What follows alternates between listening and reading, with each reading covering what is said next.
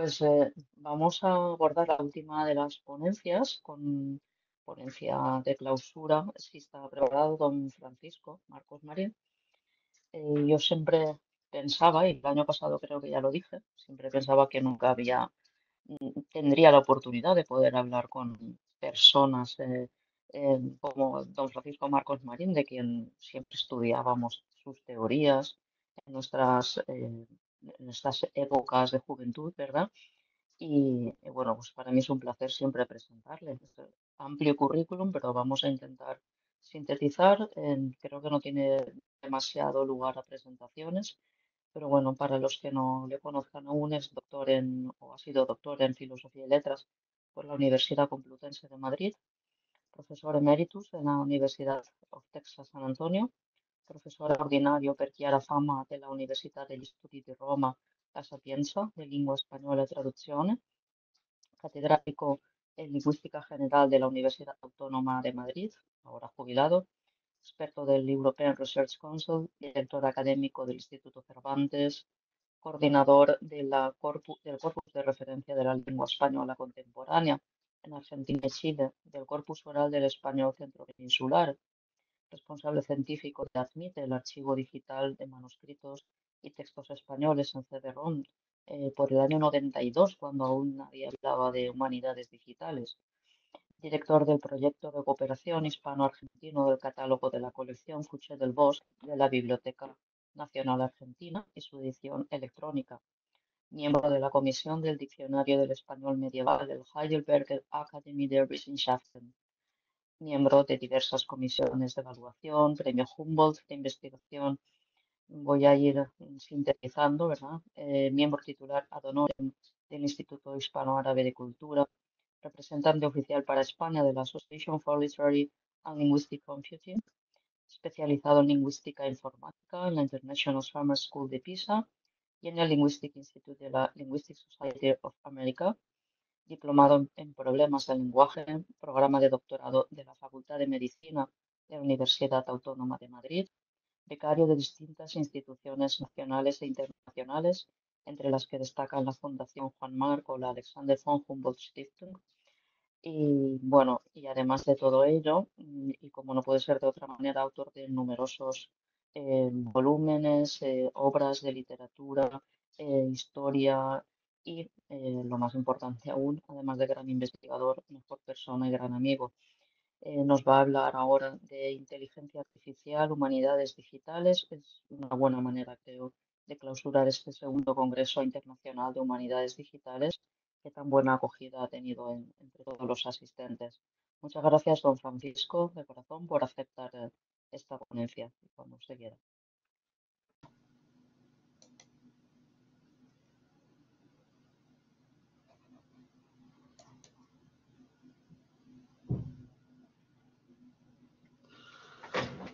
Buenas tardes. En primer lugar, quisiera dar las gracias a los organizadores por su invitación, que me permite dirigirme por segunda vez en un año a un grupo de investigadores con el que comparto intereses y objetivos desde una fecha tan temprana como 1971, si se me permite la paradoja, porque esa fecha es anterior a que bastantes de los actuales componentes de este grupo estuvieran ni siquiera en proyecto.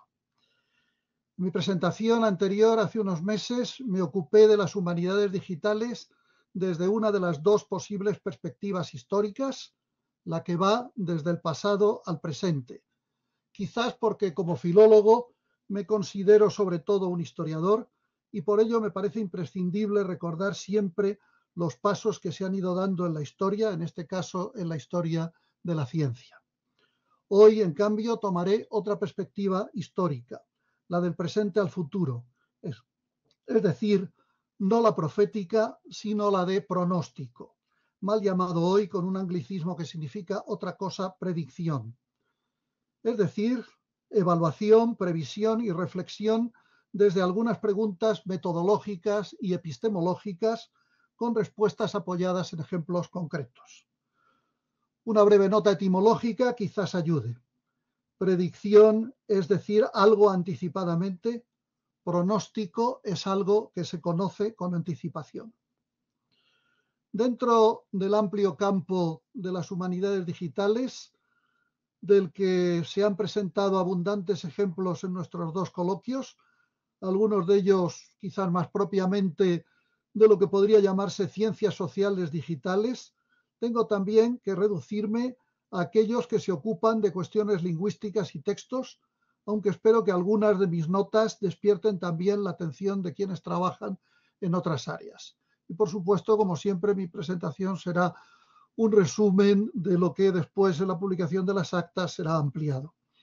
En todo caso, no quisiera terminar esta breve introducción sin pedir algo más de reflexión sobre qué deben ser las humanidades digitales, porque parece que ahora mismo es un campo que se sigue abriendo y en el que ya cabe casi todo, desde la antropología a la banca, pasando por la arquitectura, y en el que lo propiamente lingüístico o filológico a veces se queda en estadios muy instrumentales.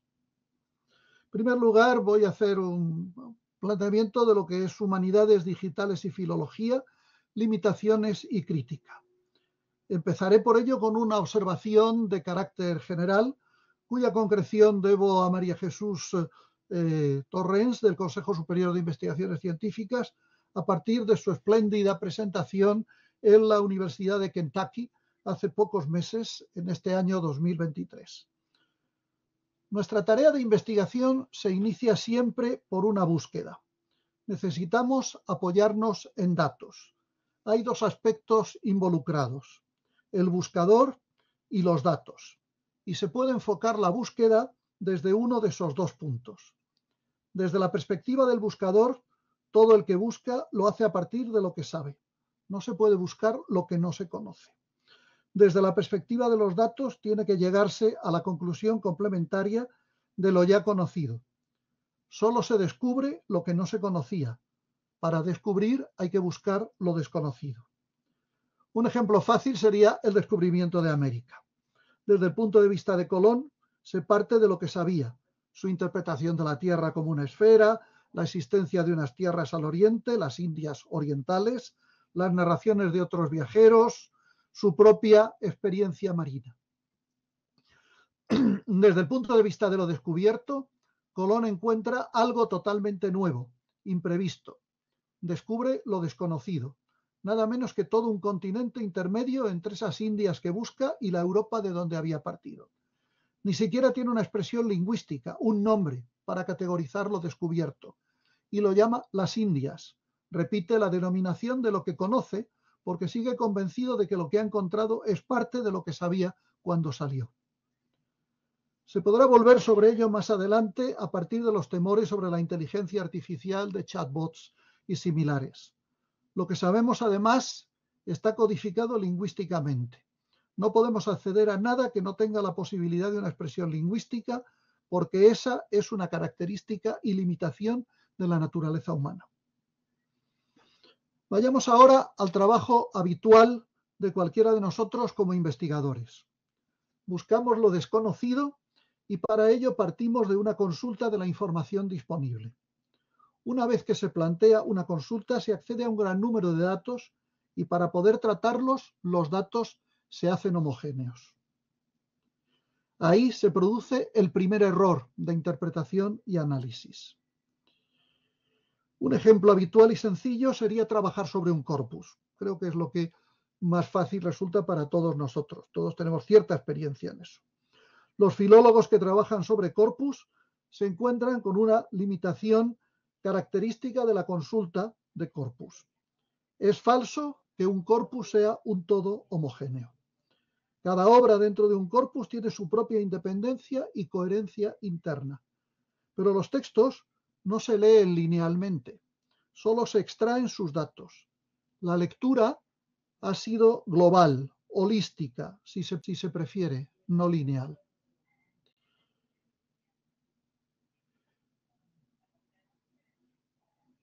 El estudio de corpus tiene sus propias limitaciones.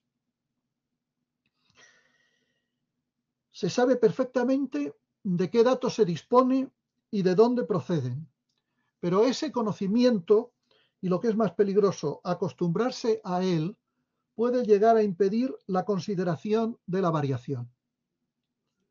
Se pierde la posibilidad de descubrir porque se deja de hacer lectura lineal de los textos, que se consideran solo como partes de un todo homogéneo.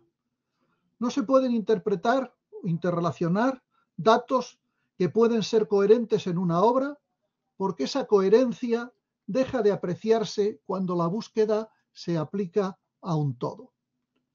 Como solo podemos ver lo que encontramos, cuando se homogeneizan los datos porque se pierde la individualidad de cada obra, se limita la consulta de corpus y se pierden numerosas posibilidades de examen filológico de los datos en los que se basa el trabajo. Puede decirse también de esta otra manera: la fiabilidad del gran número de datos deja fuera el estudio de los datos minoritarios y elimina la capacidad de estudio de la complejidad de la lengua. Es verdad, claro, que como nos acaba de decir Salvador hace un momento, en el futuro los sistemas interrelacionados de inteligencia artificial puede que superen esto. Pero la verdad es que mi propia experiencia indica que lo que podemos pensar hoy que va a ocurrir dentro de 5 años es mucho menos de lo que va a ocurrir y está bastante lejos de ello. Si se quiere ir a los ejemplos concretos, para empezar con ellos, María Jesús, en su estudio de la historia de la grafía castellana, parte de un corpus de documentos que recoge la producción de varios escribas.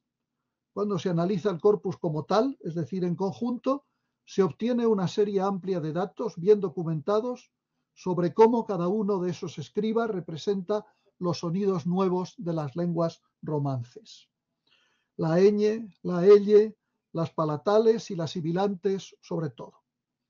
Todo eso está muy bien, pero se pierden dos cosas importantes: la diferencia entre cada uno de los escribas, que es fácil de recuperar, y la coherencia interna de cada uno de ellos, que solo puede recuperarse con el examen filológico de cada uno por separado, sin relacionarlos en principio con los otros datos de los otros escribas en el corpus. Un escriba puede proponer un sistema totalmente coherente de representación escrita de los fonemas de la lengua que usa, pero ese sistema puede ser solo suyo, puede ser el único que lo emplea, y solo puede reconocerse estudiando ese escriba en concreto, separado del corpus documental cronológico en el que su obra se haya incluido junto con las de otros escribas. El uso de las humanidades digitales en filología no se puede reducir a volcar datos de corpus y extraer conclusiones de la globalidad. La filología exige el estudio de cada texto, el reconocimiento de lo necesario que es leer el texto completo, en cada caso. No fiarse de los datos extraídos de un corpus que interrelacione un conjunto de textos. Son los datos minoritarios los que dan cuenta de la complejidad de la lengua. Esto es algo que se está perdiendo de vista y que tenemos que recuperar. Vamos a pasar a un nuevo apartado que he titulado Algoritmos, aprendizaje automático e inteligencia artificial. Bueno. Del apartado anterior, perdón, porque es que se me ha apagado de pronto la pantalla y no sabía si me había quedado sin conexión. Del apartado anterior puede concluirse que las humanidades digitales, al igual que otras aplicaciones informáticas, proporcionan un conjunto de datos tan amplio que, si se quieren estudiar problemas complejos, puede resultar inservible. El usuario, el investigador, el filólogo, en nuestro caso, debe darle un sentido que vaya más allá de la extracción y clasificación de datos estadísticos.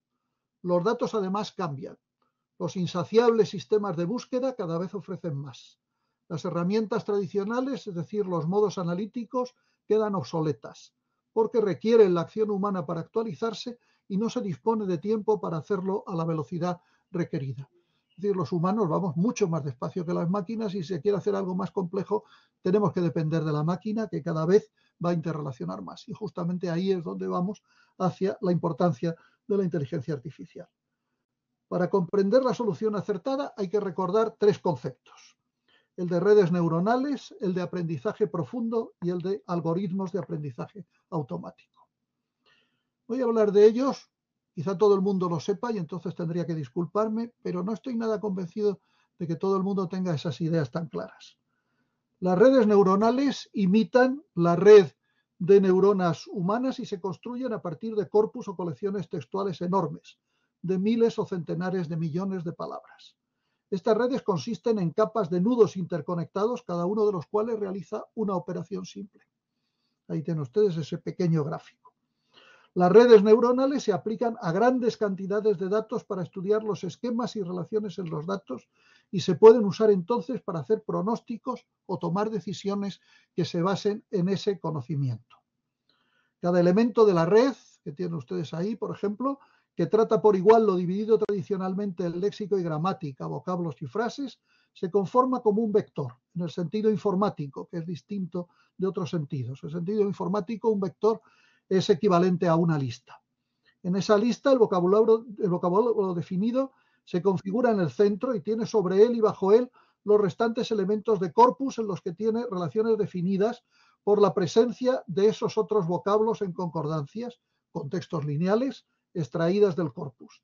Se codifica el vector según las palabras o frases que en las concordancias extraídas del corpus aparezcan más veces cerca del vocablo definido. Es la imagen siguiente, por favor. Ahí efectivamente, aunque está en pequeño, pero todo eso se puede ver que son palabras, es decir, esa mancha nebulosa, porque naturalmente una de las ventajas de este sistema es que es multidimensional. Aquí tendríamos lo que serían las relaciones entre los vectores, en inglés, forest, tree, o mountain, pebble.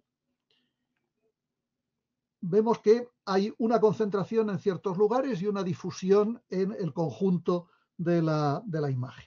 Esto es, digamos, lo que corresponde a lo que va acercando con las redes neuronales los distintos elementos y los que nos va permitiendo determinar que en un momento determinado un cierto vocablo tiene más posibilidades de estar en contacto o de construir frases con otros vocablos, según la experiencia extraída del análisis por las redes neuronales de todo el corpus. El aprendizaje profundo es el conocimiento que se adquiere para resolver problemas. Consiste en relacionar la experiencia que se tiene y la que se adquiere. Es decir, nosotros cuando aprendemos hay algo que ya sabemos, pero hay algo nuevo que vamos aprendiendo. Es decir, hay que unir dos tipos básicos, el conocimiento que ya se posee y el que incorporamos a medida que recibimos nueva información. En el caso de tratamiento de grandes datos en humanidades digitales, a partir del momento en que esos datos exceden la capacidad analítica humana, la única solución es que estén preparados o dispuestos de tal manera que mediante la programación correspondiente se pueda enseñar a un sistema informático a actualizarse mediante algoritmos de aprendizaje automático. De manera que siempre sea capaz de analizar los datos que recibe y que varían constantemente. El aprendizaje automático es un subconjunto de la inteligencia artificial. Su objetivo es hacer que un sistema de análisis e interpretación de datos aprenda y mejore de forma autónoma.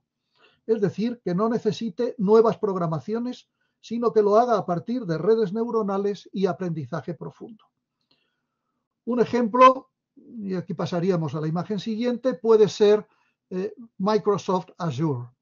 No lo van a ver ustedes, es demasiado pequeño, pero tienen ustedes la posibilidad, es decir, este es un gráfico que he conseguido haciendo unas preguntas y trabajando con inteligencia artificial, pero que se puede obtener fácilmente a través de azure.microsoft.com, lo tienen ahí y lo verán naturalmente luego después en las actas.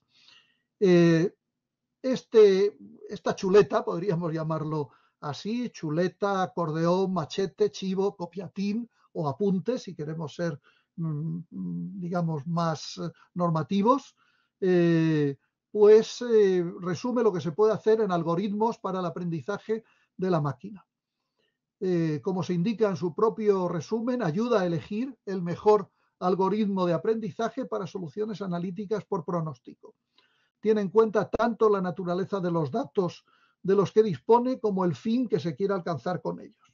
Es decir, nos pregunta, esa es la imagen que tenemos ahí en el centro en azul, what do you want to do? Es decir, ¿qué quieres hacer? Y a partir de ahí nosotros le vamos diciendo lo que queremos hacer en distintos modos y nos va dando las pautas de lo que se puede hacer con indicaciones en cada caso.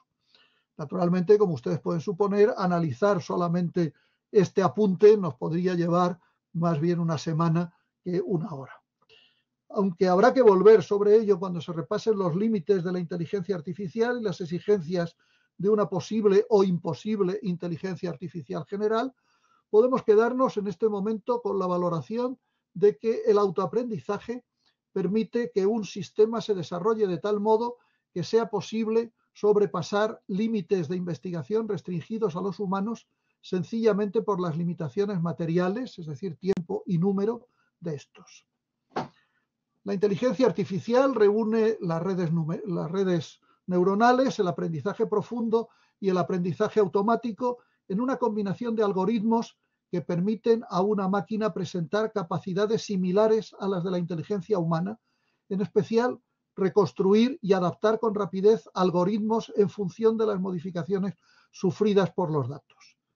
Aclaro que entiendo algoritmos según la acepción primera del diccionario académico: conjunto ordenado y finito de operaciones que permite hallar la solución de un problema. El ejemplo tradicional es el del juego de ajedrez, en el que la computadora dispone de un programa que va reconociendo los movimientos de la partida y cambiando su estrategia en función de ellos para resultar vencedora, es decir, para dar jaque mate al contrario. El desarrollo de la potencia informática permite hoy ir mucho más lejos y obliga a plantearse preguntas inquietantes sobre la capacidad de la máquina para sustituir algún día a los humanos y dominar el mundo. Ello lleva a investigar seriamente sobre qué es lo que caracteriza a los seres humanos como tales y cómo tendría que ser una máquina que igualara o superara la capacidad humana. El ser humano tiene al menos dos capacidades que hasta el presente no se dan en la máquina. La primera puede que se consiga, la capacidad de ponerse a hacer algo que no se ha hecho nunca, como jugar un juego nuevo, incorporarse a una actividad ya en marcha sin instrucciones previas, adaptándose a las exigencias que tenga. La segunda capacidad parece todavía muy lejos del mundo mecánico, la de la autoconciencia, saber quién es uno, dónde está y asumir las circunstancias como parte del propio ser. La respuesta última a la pregunta de qué caracteriza a un ser humano en este momento parece estar en la capacidad humana de autoconocimiento, es decir, en que cada ser humano sabe quién es. En el momento en que una máquina pueda decir con conocimiento real, yo sé quién soy, habrá culminado el proceso de creación de un nuevo ser. Mientras tanto, se trata de un objeto cada vez más complejo y capaz de hacer más cosas y más complejas. Pero como Salvador también decía antes, lo importante es saber quién tiene el botoncito para encenderlo o apagarlo. Un campo, por definición y denominación típicamente humano, es el de las humanidades, el estudio de las características y la producción humana en todas las áreas de su actividad. Dos de sus manifestaciones más características son el arte y la lengua. Nos limitaremos aquí a la segunda. La lengua permite categorizar y expresar la percepción humana del universo. Como se realizan distintas variantes, los diversos idiomas o lenguas naturales, ha sido una preocupación histórica, bien documentada, saber pasar de una lengua a otra, es decir, traducir. La aplicación de la informática a la traducción se inició muy pronto, animada por el éxito de las máquinas en la descodificación. Se abandonó un tiempo para retomarse con fuerza luego y continuar hasta hoy. Ha incidido notablemente en el desarrollo de la base de la lingüística computacional, el procesamiento de la lengua natural, NLP. En este campo de la inteligencia artificial se enfoca en la habilidad de los computadores para comprender, interpretar y producir expresiones o textos en lenguas naturales, lenguas humanas. Se usan los estudios de traducción para desarrollar sistemas de traducción computacionales más exactos y eficaces. También se aplica al análisis de sentimientos, la clasificación de textos y la producción, comprobación y evolución de modelos lingüísticos que llegan hasta el autoaprendizaje computacional o informático. Y aquí vamos a pasar entonces a lo que sería filología e inteligencia artificial como reconstrucción e interpretación. La ayuda informática conocida como inteligencia artificial puede permitir a la filología resolver una serie de cuestiones vinculadas a los textos. se aplica especialmente en estos campos: la lectura de escrituras indescifradas hasta ahora, con las transcripciones correspondientes y su digitalización, la reconstrucción e interpretación de lenguas hasta hoy ignotas y la traducción por computadora. Dejamos en este momento el análisis de las aplicaciones para la enseñanza de lenguas, que ya tratamos en otro lugar. Pero las humanidades digitales van mucho más allá de la lingüística de corpus o el uso de estas herramientas, escritas u orales, para la enseñanza y el aprendizaje. Es posible moverse en esta dirección con un viaje por la fantasía intergaláctica. Situémonos en el Enterprise, en cualquiera de los episodios de Star Trek Enterprise producidos entre 2001 y 2005. Vamos a conocer a Hoshi Sato, un personaje, que ahí la tienen ustedes en primer plano en la fotografía, un personaje que nos indica que hay países en los que la lingüística se toma tan en serio que se le asigna una intérprete atractiva, la actriz coreana Linda Park, aunque, como se ha señalado, su personaje solo sea eficaz en cometidos lingüísticos. No sirve para nada práctico fuera de ello, es decir, casi como cualquier lingüista. Y su trabajo se define como oficial de comunicaciones. Hoshi, permítame esta confianza después de tantos años con ella, es imprescindible para la comunicación entre los humanos y los alienígenas. Tiene su propio método de aprendizaje de lenguas, muy superior al que utiliza en clase cualquiera de nosotros, y aquí lo que importa: puede disponer toda la información lingüística necesaria en un pequeño dispositivo portátil, el que sujeta con su mano izquierda contra su oreja, similar a un teléfono celular, que es capaz de traducir simultáneamente e incluso generar la gramática de una lengua nueva a partir de las frases que va registrando. Aunque los profesores de lenguas puedan ser sustituidos por robots en el futuro, los lingüistas seguirán siendo necesarios. Hay que animarse. El comunicador de Hoshi será realidad algún día. De momento, todos disponemos en nuestros teléfonos móviles de recursos informáticos que nos permiten no solo traducir frases útiles o palabras, sino que incluso las pronuncian por nosotros para que nuestro interlocutor no tenga que superar la dificultad adicional de un acento foráneo. En teoría, todo esto sigue estando dentro de la lingüística de corpus, en la modalidad de corpus paralelos, en los que es inmediata la correspondencia entre dos lenguas.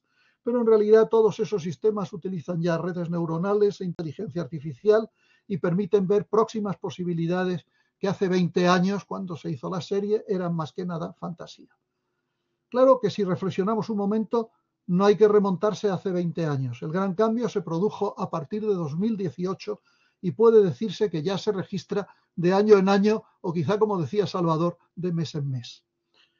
En el Instituto Tecnológico de Massachusetts, el célebre MIT, los investigadores del Laboratorio de Informática e Inteligencia Artificial, el CSAIL, están usando el aprendizaje automático para desentrañar lenguas fuera de uso que no han sido descifradas hasta el momento.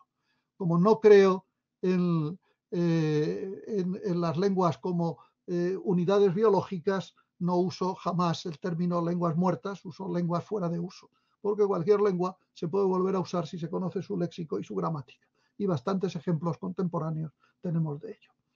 En todo caso, lo que usamos es la metodología con los investigadores del MIT de la fonética histórica dentro de la lingüística comparada, estableciendo, por ejemplo, si hay relaciones continuas entre la labial sonora B en una lengua y la sorda P en otra lengua con la que se compara, y así sucesivamente. Esto permite, como es fácil, comprender, relacionar lenguas, definir segmentos no previamente bien definidos en muchas de estas lenguas. Uno de los primeros problemas que tenemos cuando trabajamos en una lengua desconocida es segmentarla, es decir, segmentar en morfemas, ¿no? El análisis de constituyentes inmediatos. Y usar un método de desciframiento que funciona muy bien entre lenguas relacionadas. Los sonidos de una lengua se insertan en un espacio multidimensional imaginario en el que las variantes de pronunciación se representan como distancias entre puntos en ese espacio. Ello permite reconocer esquemas o modelos evolutivos y permite segmentar la lengua desconocida analizada y continuar su desciframiento mediante la comparación de los segmentos con los conocidos en otras lenguas. Se puede, vean ustedes en el gráfico siguiente, no sé cómo se va a ver de bien, desgraciadamente, con la imagen tan pequeña, pero bueno, en todo caso yo creo que sí que se ve. Tienen ustedes a la izquierda, abajo del gráfico a la izquierda, tienen ustedes una Y grande cursiva. ahí es donde estaría el texto que contiene una serie de palabras o digamos, habría que decir en este caso más bien sintagmas, ¿no? Es decir, sucesiones de letras en distintos sistemas griego y latino de transcripción. Estos sistemas, en esta figura, tenemos una visión general del marco del programa que genera textos perdidos desde unidades más pequeñas. Va de caracteres a fichas, es decir, a tokens, y de tokens a inscripciones.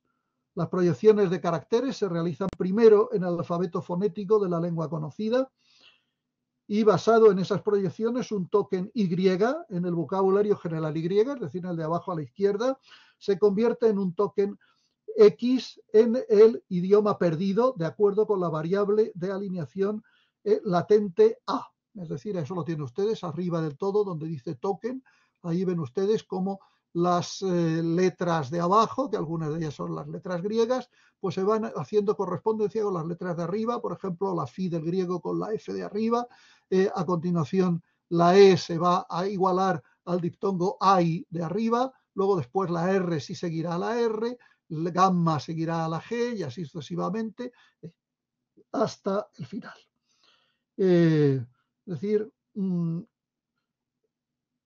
todos los tokens generados junto con los caracteres en tramos no emparejados se concatenan para formar una inscripción perdida. Los cuadros azules muestran las propiedades lingüísticas correspondientes asociadas con cada nivel de modelado. Es decir, el primero de ellos pues dice preservación de sonidos y el segundo la plausibilidad de cambio fonético. Es decir, qué posibilidades realmente, cómo puede haber un cambio fonético con objeto, por ejemplo, de asociar E con el diptongo AI, ¿no? Como se ve arriba. Las lenguas semíticas se benefician mucho de este tipo de aproximaciones porque son lenguas de las que se conocen testimonios desde hace más de 5.000 años y que en las etapas más antiguas compartieron sistemas de escritura descifrados, especialmente la escritura cuneiforme. Este sistema se impuso en la antigua Mesopotamia en varias lenguas, dos de ellas el sumerio, una lengua no indoeuropea y no semítica, y el acadio, una lengua semítica. Hoy se ha desarrollado un sistema completo de traducción artificial que no solamente parte de las transcripciones analógicas tradicionales, sino que también parte de una lectura en Unicode, es decir, totalmente detallada y digital, de los textos generalmente conservados en tablillas de barro que con frecuencia son completos y fragmentarios. Si ven ustedes el esquema siguiente en el texto, pues verán ustedes cómo hay una tablilla y en la parte de arriba pues lo que tendríamos es la copia manual de la escritura cuneiforme. Esa copia manual de la escritura cuneiforme puede tratarse de dos maneras. Siguiendo la línea horizontal de arriba, se habría una transliteración y a continuación un ser humano haría una traducción humana. Y la otra posibilidad es a partir de esta transliteración, de una transcripción humana, pues tendríamos una máquina que haría un tipo de traducción mecánica. Y abajo tenemos ya directamente todo una traducción en Unicode, hecha de momento por un humano, pero sabemos que dentro de muy poco tiempo podremos tener transcripciones de cuneiforme hechas por la máquina en Unicode, lo que va a ser un avance enorme porque nos permitirá leer miles de textos que, teniendo en cuenta el escaso número de investigadores en acadio, hoy es difícil pensar que podamos leer en mucho tiempo, y a continuación todo eso va directamente al ordenador y del ordenador se produce una traducción automática. El sistema de traducción une los datos proporcionados por una red neuronal asociada al tratamiento lingüístico computacional y trata ese conjunto asociado mecánicamente. Es decir, que se parte de una digitalización del texto, un tratamiento computacional y se puede obtener una traducción digital o mecánica. Es curioso porque si comparamos las traducciones de los tres grupos, es decir, la primera traducción hecha por humanos con la traducción hecha por la máquina a partir de transcripciones de humanos y con la transcripción hecha con la máquina a partir de Unicode, los resultados son diferentes y son más exactos en la última de las traducciones. Es decir, en donde ya utilizamos el tratamiento con inteligencia artificial Este tratamiento permite también, y lo vamos a ver en la imagen siguiente, la reconstrucción de fragmentos borrosos o borrados de las tablillas. Se aprecia muy bien en esta imagen, espero que ustedes lo aprecien bien en la pantalla, en sus pantallas, que corresponde a la tablilla K8737 de la biblioteca de Ashurbanipal, en la que lo reconstruido se representa entre corchetes. Ven ustedes ahí esa marca roja en la tablilla y ahí ven ustedes que hay una zona que francamente se lee muy mal, incluso en la imagen grande y con toda definición y todo lo que ustedes quieran, que yo tengo aquí delante de mí, pues se lee francamente mal. Decimos, se leen solamente los trazos de arriba de esto. Pero realmente la transliteración que permite reconstruir Dish Tuk Su al principio, luego después lo que se lee es Dadak Umesh Su Gidda, y luego al final hay que se puede reconstruir Mesh otra vez, es decir, y lo que quiere decir es simplemente algo realmente muy higiénico. Dice, si él limpia sus vestidos, sus días serán largos. De manera que es una recomendación para que lavemos la ropa, que nunca viene mal. Se han puesto los ejemplos precedentes porque permiten mostrar la riqueza que se ha alcanzado ya en el tratamiento textual y en la traducción por computador. En lo que se refiere a las lenguas más corrientes en la actualidad, todos somos conscientes de los enormes avances que las redes neuronales y la inteligencia artificial han permitido a todo tipo de sistemas, desde gratuitos a los de pago. Una traducción gratuita de Google Translator hoy en día es muchísimo mejor que como era esa traducción hace unos años, ¿no? Y es porque ahora mismo pues Google Translator está utilizando redes neuronales y no está utilizando el procedimiento estadístico que utilizaba anteriormente. Es decir, que la inteligencia artificial es un complemento utilísimo en los trabajos filológicos pendientes y se puede decir que será de obligado uso en un futuro próximo, en el que ayudará a una revisión de lo que se creía conocido y que por lo que parece tendrá que ser revisado. Es decir, que tienen ustedes los jóvenes muchísimo trabajo por delante. No hay que pensar que esté todo hecho. Muchas cosas están hechas, pero muchas cosas se pueden volver a hacer y se pueden mejorar. Sobre todo se pueden mejorar. Y vamos a pasar ahora a un nuevo punto, los sistemas de diálogo e interrogación, los chatbots del placer al miedo. Bueno, desgraciadamente este sistema que yo había pensado que era el que iba a dar mayor definición de pantalla no me ha resultado tan bien como yo pensaba, pero bueno, se lo explicaré de todas maneras. Sabemos todos que a partir de 2020, coincidiendo con la pandemia y el incremento de las relaciones por Internet, se han desarrollado muchísimos programas de interrogación en diálogo síncrono con la computadora, gratuitos o semigratuitos, como inicialmente ChatGPT, Bing a continuación y otros varios. El funcionamiento es bien conocido, el usuario inicia un diálogo con el programa, que puede ser en inglés o en otras muchas lenguas. Puede también pedir al programa que le haga una traducción y generalmente va a hacer una traducción neuronal bastante buena. No vamos a entrar aquí sobre la discusión en la incidencia en la enseñanza, todos esos temores de que los estudiantes ahora van a pedir a ChatGPT que les haga los ejercicios de clase y todo eso. Bueno, si uno quiere que sus estudiantes hagan ejercicios de clase originales y demás, pues lo que tiene que pensar es cómo pedirles ejercicios de clase que no les pueda hacer la máquina y sobre todo hacer preguntas después y tener una interacción oral con sus alumnos que le permita saber qué es lo que el alumno puede saber realmente y qué es lo que ha sacado de la máquina. Exactamente igual que lo puede sacar en muchas ocasiones de Wikipedia. Pero ahora vamos a ver algunas cositas que son interesantes. Hay diferencias entre estos programas. ChatGPT depende de su base de datos. Bing, en cambio, accede a la información en Internet. Pero la velocidad de los resultados depende de la calidad de la información que encuentren en sus fuentes. Y a veces, cuando no encuentran información en sus fuentes, pues resulta que inventan. El 1 de marzo, esto es lo que tienen ustedes ahí en su pantalla, no sé hasta qué punto lo podrán leer, me disculpo por estos problemas que yo no había previsto. Tengo quizá demasiada confianza en la máquina. Blanca Carbajo, una becaria de FPU en la Universidad Autónoma de Madrid, hizo una consulta sobre las publicaciones del profesor doctor Antonio Moreno Sandoval, actual director del Laboratorio de Lingüística e Informática que fundé en la Universidad Autónoma de Madrid cuando empezamos a trabajar en estas cuestiones en el año 87, cuando empezamos a trabajar en Eurotra, ¿no? Este es el resultado. La primera respuesta es, la voy a ir traduciendo del inglés, Antonio Moreno Sandoval es un nombre común y es un reto identificar una persona específica con su nombre, con sus trabajos publicados. Puede proporcionar más información y entonces la segunda pregunta fue dame los trabajos mejores del profesor Antonio Moreno Sandoval, profesor de Lingüística Computacional en la UAM. Y entonces la máquina proporciona 5 trabajos.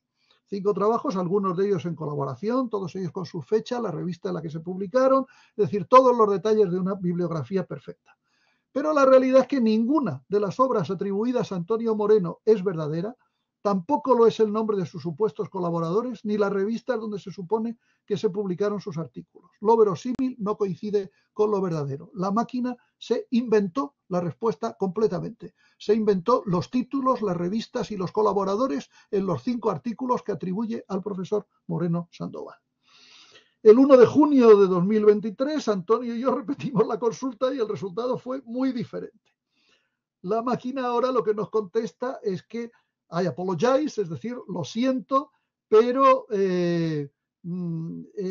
como un modelo de lengua de inteligencia artificial, mis respuestas están generadas basadas en la mezcla de datos creados por de datos registrados, datos creados por los entrenadores humanos, etcétera, etcétera. Y el resultado es que lo que nos viene a decir en ese texto tan largo es que no puede dar la información porque no puede acceder a esos datos. Es decir, que ahora no se miente, pero no se da la información. En conclusión, un cambio razonable de los controles de ejercicios, pruebas y exámenes solucionaría razonablemente los problemas derivados de la capacidad de producción de esos textos de los chatbots que los estudiantes pueden usar. Aquí tengo que decirles que en la versión que se publicará de este texto, a continuación lo que voy a añadir también como una prueba del uso de ChatGPT va a ser lo que se puede hacer en los análisis de dos autores de lengua inglesa, desde el punto de vista de la identificación de sus características y demás, pero que ahora me llevaría un tiempo excesivo del que no dispongo. Un tiempo excesivo. Voy a tratar ahora finalmente de la inteligencia artificial general o el peligro de la desaparición de la especie. Este título parece que no es exagerado, son muchas las voces, algunas de ellas de personajes notables que se han alzado contra el desarrollo de la inteligencia artificial y el temor de que las computadoras puedan sustituir al ser humano. Yo muchas veces no sé si estos personajes o personajillos que se ponen estas cosas, lo único que están haciendo es intentar poner de relieve sus propios nombres, porque realmente tengo la impresión de que en general la capacidad profética del ser humano es bastante baja y que, en fin, de hecho, pues son muy pocos los profetas realmente demostrados como profetas que existen en la historia, ¿no? Y que en consecuencia, pues también lo que empiezan es a crear un sentido de miedo en la población, un cierto temor, ¿no? Es decir, es un poco lo que en cine se plasmó en 2001, Odisea del Espacio, es decir, la máquina dominadora, además que se le dota de una voz temible, poderosa y todo esto, que a fin de cuentas todos sabemos cómo se pueden generar las voces artificiales, no es ningún misterio. Se le podía haber dado también la vocecita de una tímida muchachita del sur de Ohio, ¿no? Es decir, que esto daba igual. Pero bueno, en todo caso es así, se intenta generar un miedo siempre a la investigación y sobre todo quizá un miedo a que quizá un desarrollo mejor de los sistemas de conocimiento, de estudio y de trabajo pueda ser un peligro para el poder. Y entonces los que no tenemos nada que ver con el poder y no nos interesa mucho el poder y tenemos incluso una cierta displicencia respecto al poder, pues estamos tan contentos de poder desarrollar herramientas, instrumentos que hagan que el poder sea menos poderoso. Y entonces, en este sentido, pues yo les confieso a ustedes que estoy muy a favor de inteligencia artificial, de todas estas cosas y que si lo que hay que hacer es trabajar con los alumnos de otra manera, hacer exámenes orales, cosas de estas, pues bueno, pues habrá que hacerlo, pero los alumnos dispondrán de herramientas, de elementos y de cosas que les permitirán adquirir un conocimiento que a nosotros nos llevaban muchos paseos a distintas bibliotecas, estoy hablando de una persona de mi edad, y nos hacían pues perder muchísimo tiempo, no en investigación, sino en transporte.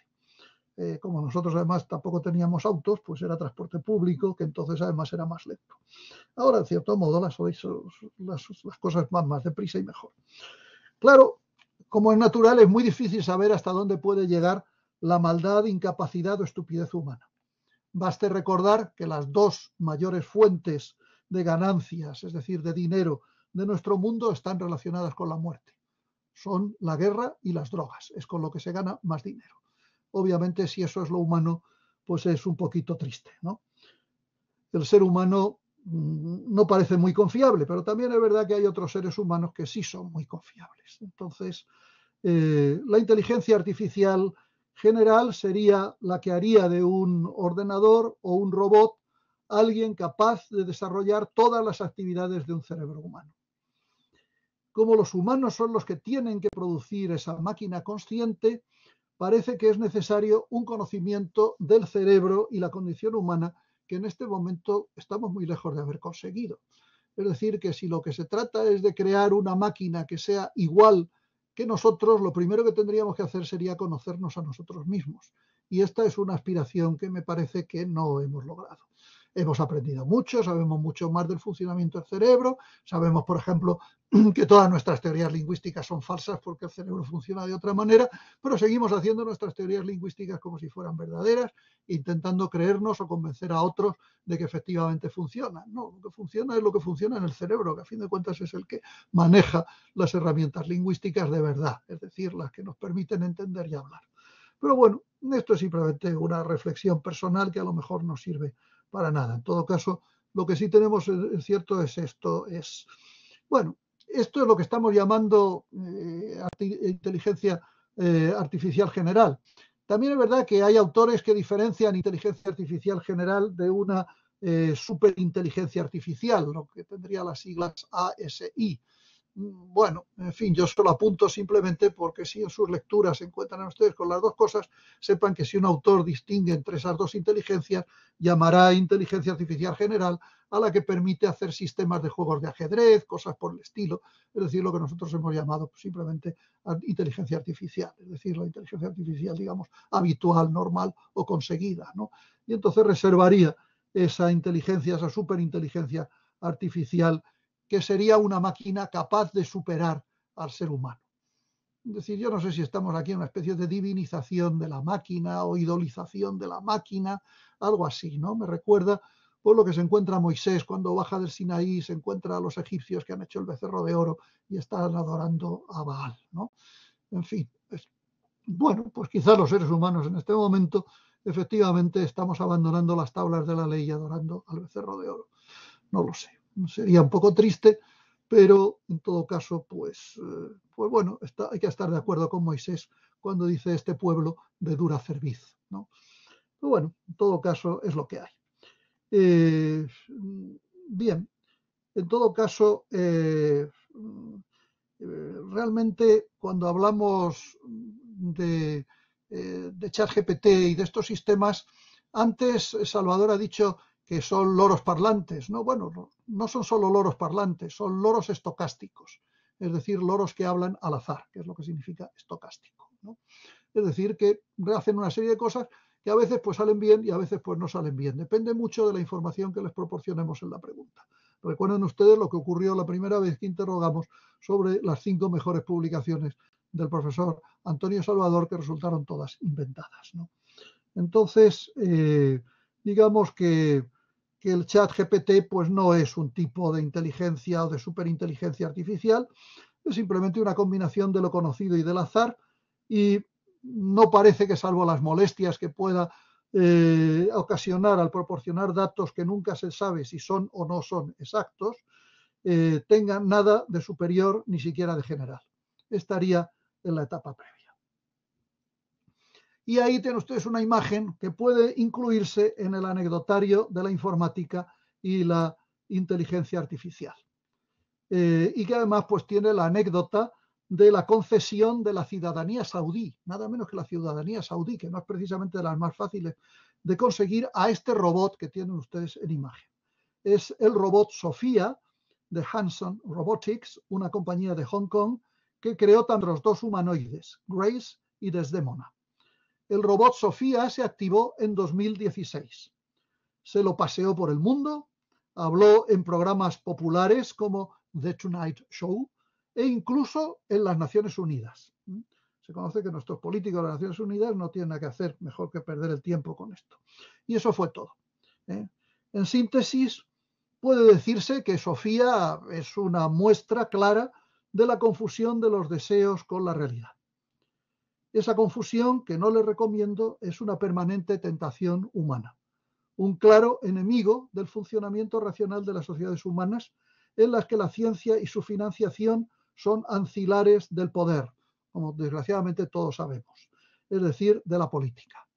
Y como ya dijo Voltaire, la política es el camino para que los hombres sin principios puedan dirigir a los hombres sin memoria. No es una mala frase para terminar esta presentación, así que la aprovecharé para pedirles que reflexionen, desearles que sean felices y despedirme agradeciéndoles la atención prestada.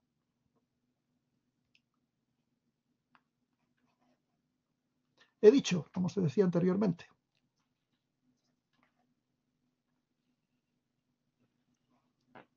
Bueno, pues muchas gracias, don Francisco, por esta magnífica ponencia en la que de nuevo hemos podido escucharle con esa erudición que le caracteriza. El tema de Moisés y las tablas de la ley creo que también es muy ilustrativo, sin duda, porque estamos ante a veces ante unos falsos ídolos y a veces nos estamos desviando un poco, no sé si del auténtico valor de las humanidades, de las que siempre hemos trabajado y de las que usted siempre ha sido, pues, bueno, un gran defensor, como todos los filólogos, ¿verdad? Entonces, le agradezco mucho su intervención y no sé si hay alguna pregunta en el chat para, para que usted pueda contestar.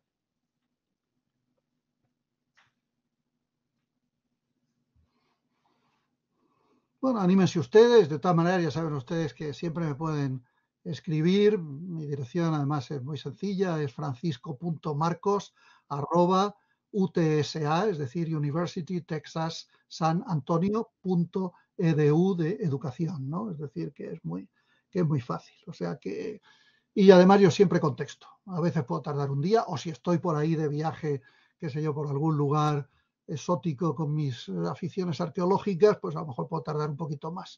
Pero de todas maneras siempre contesto. O sea que si no he contestado es porque no lo he recibido o algo pasa y me pueden volver a mandar otra vez la pregunta o lo que sea, porque obviamente pues siempre me interesa lo que piensan. Yo soy un decidido partidario de que el futuro pertenece a los jóvenes y en consecuencia pues estoy dispuesto a colaborar en ese futuro todo lo que se pueda. Ah, sí, repito mi correo, decirlo, lo que voy a hacer es ponerlo aquí en el chat. Un Escribirlo, claro. momento. Vamos a ver. francisco.marcos@utsa, es decir, utsa.edu. Ahí va. Bueno, además me ha salido bien a la primera, cosa que no siempre ocurre. Bueno, ahí estamos. Además, no se preocupe por el tamaño de las imágenes, porque cada uno en nuestras pantallas hemos ido haciendo el tamaño, bueno, lo hemos probado, a mí me ha funcionado y lo podíamos hacer todo lo grande que deseábamos, con lo cual, muy bien todo. Ah, bueno, pues me Y alegro de eso, porque es que yo prefería hacer, en lugar de ponerme desde aquí a cambiar del archivo del texto al archivo de las imágenes, pues dije, no, mejor se lo mando, que además es lo que me habían sugerido, y desde allí ya, como no eran muchas imágenes tampoco, pero no pensé que efectivamente pues pudieran verse peor. Pero bueno, de todas maneras yo creo que esta comunicación, ponencia, como ustedes quieran llamarla, hoy lo que tiene es un poco quizá el valor de suscitar preguntas o de provocar interrogantes o incluso discrepancias, ¿por qué no? ¿No? Y que si se quiere, digamos, un poco rumiarla bien, pues habrá que esperar a que salgan las actas y leerla, ¿no? Porque ahí es donde se podrán ver además los enlaces a los sitios donde están los gráficos, en fin, estas cosas se puede trabajar mucho mejor con un poquito de tiempo y de calma, ¿no?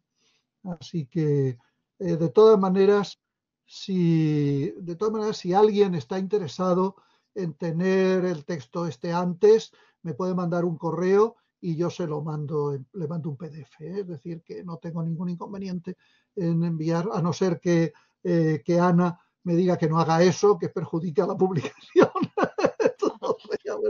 Voy a decir lo de la verdadera naturaleza del ChatGPT, que es una pregunta que tengo aquí de Juan Alberto Blanco Puentes. Muchas gracias, Juan Alberto. Bueno, lo de la verdadera naturaleza, yo obviamente no soy nadie, casi pedirme que hable de la verdadera naturaleza, pedirme que hable como un teólogo, ¿no? Y aunque también les diré, y esto a Ana le va a divertir muchísimo, que he terminado ya y ya he entregado una tesis para un doctorado en ciencias de las religiones en la Universidad Complutense, es decir, que espero ser doctor en ciencias de las religiones cuando la tesis se defienda, pero que no me suspendan. Pues bueno, pues entonces, pero en fin, eso no me autoriza tampoco como teólogo. No, el ChatGPT lo que he dicho es que era un loro estocástico. Es decir, en fin, no tengo un documento sobre la realidad del ChatGPT, estará en este texto, habrá alguna cosa más que no he puesto. Obviamente hay muchas cosas muy útiles de ChatGPT, es decir, no pretendo desacreditarlo completamente, solamente lo que pretendo es decir que ChatGPT, como cualquier cosa de informática, depende de la información que puede conseguir, bien de la red, bien de la información, como el caso de ChatGPT, de la información almacenada por los seres humanos que han creado el sistema. Es decir, hay un corpus de datos que es el que ChatGPT utiliza, mientras que Bing, por ejemplo, que es el sistema de Microsoft, lo que utiliza es los datos generales de la red, ¿no? Entonces, pero es esa idea del loro estocástico, es decir, busca cosas, encuentra cosas y en el momento en que encuentra esas cosas las pone en las respuestas, al azar. De manera que si uno le hace varias veces la misma pregunta, puede obtener distintas respuestas. He jugado mucho con mis alumnos de traducción este año en la Universidad de Florida a hacer esto y efectivamente nos hemos dado cuenta de que las respuestas podían variar mucho. No tanto como las respuestas sobre las publicaciones del profesor Antonio Moreno Sandoval, que verdaderamente me parece que son el extremo posible, ¿no? Porque inventarse 5 artículos y además, ya lo verán ustedes cuando puedan ver los títulos, son preciosos, las revistas son estupendas, los nombres de los colaboradores totalmente fiables, en fin, o sea que le ha proporcionado a Antonio 5 artículos que no le ha costado ningún trabajo escribir, por supuesto, ¿no? Pero que desgraciadamente no son ciertos. Pero bueno, esta es la idea, o sea, que la cuestión es esa, o sea, todos estos programas dependen de los datos en los que se apoyan. Si los datos son verdaderos, las respuestas de los programas serán verdaderas. Si los datos son falsos, las respuestas serán falsas. Como estos datos no se proporcionan todos los datos que se encuentran en su información, sino solamente los elegidos al azar, las probabilidades de que se acierte o no se acierte son las probabilidades del azar. Es decir, entonces ahí no sé exactamente, no sé si se habrán calculado las posibilidades estadísticas del azar, pero todos sabemos que no es lo mismo ir al quirófano a operarse con unas probabilidades del 95% de que todo salga bien que con el 95% de que todo salga mal, ¿no? Entonces, pues bueno, hay que tenerlo en cuenta. De todas maneras, en mi blog, que les voy a poner aquí también, por si acaso, F. Marcos, a ver si esto lo estoy poniendo bien, porque aquí se me ha cruzado una cosa que no me... vamos a ver. Voy a borrarlo y a ponerlo bien para asegurarme. F. Marcos Marín. Pues agradecemos mucho, Francisco, su disponibilidad y su, digamos, su Bueno, ahí cercanía, por está. supuesto, también. Ahí tienen ustedes. En el último, hace meses que no escribo nada, normalmente escribo un artículo por mes, pero ahora ya me ha pillado una temporada con eso de la terminación de esta tesis. Pues ha sido complicado y entonces ahí tienen ustedes, no es, está mal, no es Maicos, sino Marcos. Ya sabía yo que alguna vez me equivocaría. Un libro que ha habido por el medio, que usted ha tenido que terminar y todo, ¿verdad? Vamos a blogspot.com, vamos a ver si ahora... Es que tengo aquí una cosa del corrector automático que me tapa pero ahora sí, ahora ya sí está bien. Sí, creo que sí. La segunda, la primera está mal, pero bueno. La segunda está bien. Ahí tengo un artículo sobre inteligencia artificial donde hago algunas cosas, en fin, un poco más de divulgación. El blog es más de divulgación y más de contacto con mis amigos de distintos lugares que son, dada mi edad, pues he tenido tiempo de hacer muchos amigos y lo he aprovechado. Entonces, pues bueno, ahí tienen ustedes otra cosa. Pero básicamente cualquier cosa que necesiten, me mandan un correo y yo les trataré de contestar facilitándoles la búsqueda. No hace falta. Si preguntan a ChatGPT por mí, van a obtener respuestas muy divertidas. O sea, esa es la... Bueno, por lo menos hasta ahora. No sé si ahora con ese sistema de que ya no puede dar esos datos, pues habrá cambiado y no tendrá cosas. Pero claro, obviamente mis alumnos de Florida pues inmediatamente hicieron toda esa serie de cosas y luego pues nos reímos todos bastante de los resultados obtenidos. En fin, no quiero tampoco extenderme mucho más, no veo que haya ninguna pregunta. Les agradezco muchísimo la atención, los comentarios amables en el chat. Y bueno, pues en Valencia y en Ávila saben que estoy a su disposición para todas estas actividades y que, aunque viejecito, pues todavía me conservo. Pues claro que sí, y muy actualizado como siempre, don Francisco, aprovechando su presencia aquí, ya sabe que pues, tenemos un gran afecto en la Universidad Católica de Valencia y en la Universidad Católica de Ávila. Aprovechando su presencia, yo creo que es una buena manera de clausurar el segundo Congreso Internacional de Humanidades Digitales. Quedamos a la espera de poder leer su intervención y las ponencias y comunicaciones que sean seleccionadas. Y emplazo, siempre reiterando las gracias a todos los asistentes, emplazo o dejo la palabra a mi compañero José Antonio Calvo para que sea él quien clausure oficialmente el acto. Muchas gracias a todos. Bueno, yo me uno a las palabras de Ana y sobre todo a la palabra gracias.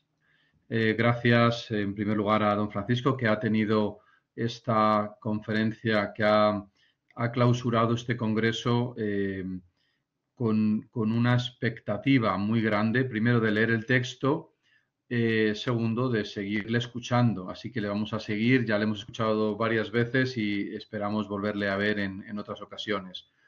También los ponentes que han ido acompañándonos a lo largo de estos 4 días.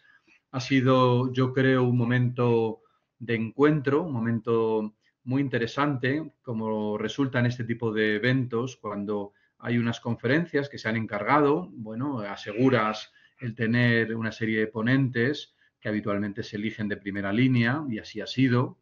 Pero también yo creo que ha sido un momento importante dentro de esta evolución del Congreso de Humanidades Digitales, de esta segunda edición, que es el incorporar también las comunicaciones. Hemos tenido 22 comunicaciones que realmente nos han abierto a la comprensión de nuevos temas. El chat ha estado siempre abierto, ha habido muchos correos que han llegado y ciertamente nos han abierto la expectativa de trabajos que está haciendo la gente en distintos espacios, sobre todo de Europa y de Hispanoamérica.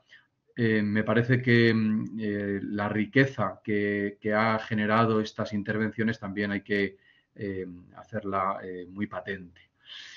Finalmente, quiero agradecer pues, a todos los técnicos que han estado detrás permanentemente pendientes de que esto funcione, la Unidad de Cultura Científica de la Universidad Católica de Ávila, que nos han soportado toda la parte técnica, han enviado pues varios miles de invitaciones, han gestionado toda la parte, digamos, del trato con los ponentes, con los investigadores, sobre todo con los que han participado. A mis compañeros en la organización de este congreso, pues desde Rubén Gregori, David Sánchez y en particular de una manera especial a Ana Peirats, bueno, pues que es también el alma de estas jornadas. Ella, pues con sus contactos, con sus amigos, con gente con las que ha trabajado, realmente nos ayuda a que estas jornadas tengan siempre esta calidad que me parece vamos consiguiendo de año en año. Evidentemente, hay que terminar de preparar las ponencias, publicarlas y leerlas, porque yo creo que esto no es un tema que se agote con esta intervención. Estas intervenciones son rápidas. Me parece que las ponencias hay que leerlas despacio, reflexionar. Ha habido ponencias de apertura de temas, pero otras también de grandes reflexiones de lo que significan las humanidades digitales. En definitiva, muchas gracias a todos los que habéis colaborado de una u otra manera, todos los que os sentís protagonistas de esta segunda jornada, este segundo Congreso Internacional de Humanidades Digitales, y nos emplazamos ya desde ahora para la celebración de las terceras jornadas, tercer Congreso Internacional de Humanidades Digitales, que pues habrá que empezar a pensar ya en temas protagonistas, intervenciones y toda la estructura. Así que, pues con estas palabras, damos por clausurado este segundo Congreso de Humanidades Digitales. Muchas gracias a todos y hasta siempre.